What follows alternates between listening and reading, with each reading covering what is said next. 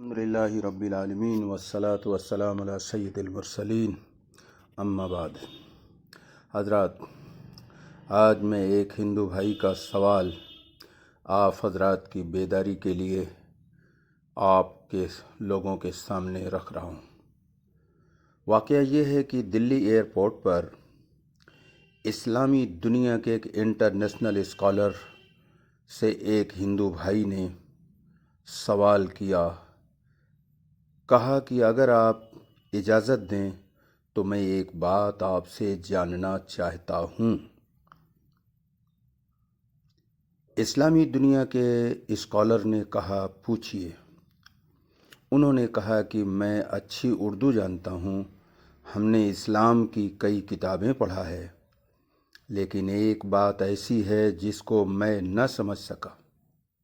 مسلمان بعض چیزوں پر بہت زیادہ بھڑکتے ہیں اور بعض دوسری چیزیں ہوتی رہتی ہیں لیکن اس پر وہ بالکل نہیں بھڑکتے۔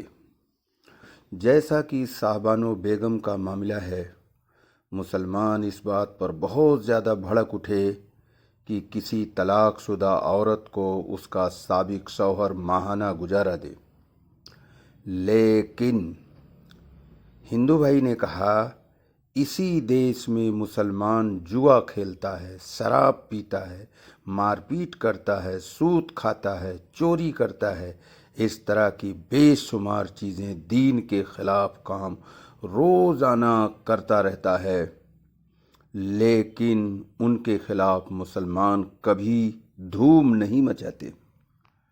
لیکن صاحبان و بیگم نے جب اپنے پچھلے شوہر سے 180 روپیہ ماہوار لیا تو سارے مسلمان اس پر بھڑک اٹھے۔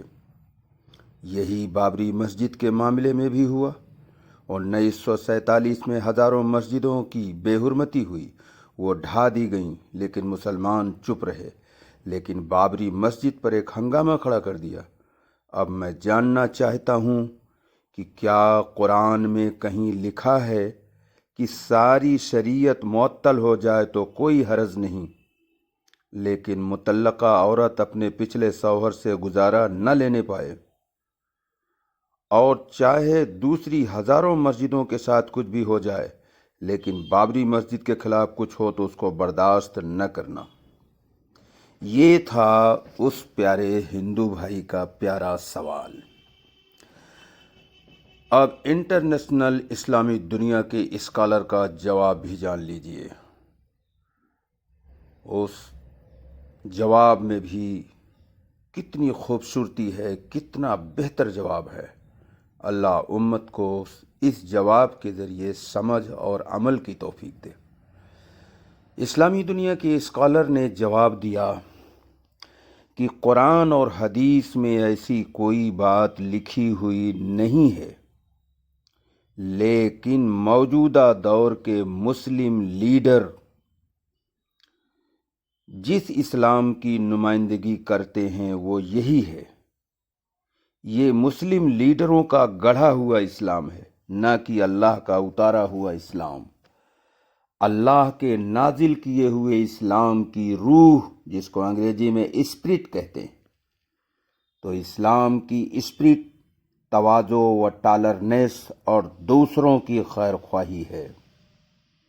اسی پر آپ سب قیاس کریے، غور کریے، سوچئے کیا ہونا چاہیے اور آج دین کے نام پر کیا ہو رہا ہے۔